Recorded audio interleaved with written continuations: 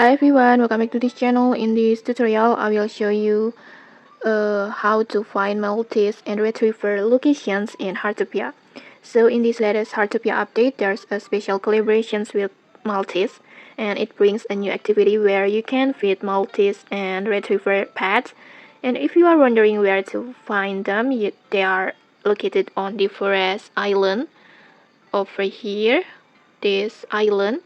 And then to get there you can just simply teleport by bus stop like this.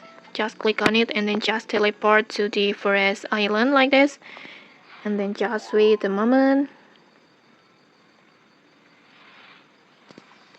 and then after that just go to this area, just go to the trough like this trough, this Maltese trough, and then in here you can just feed them and interact with them to increase your bond level.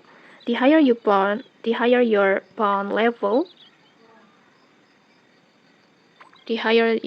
level over here, the more rewards that you can earn.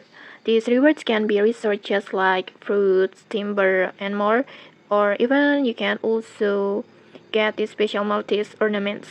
So make sure to visit them daily and just keep building your bond to get more rewards. And okay, that's it. If you found this helpful, don't forget to like, comment, and subscribe for more tutorials. Thanks for watching and see you.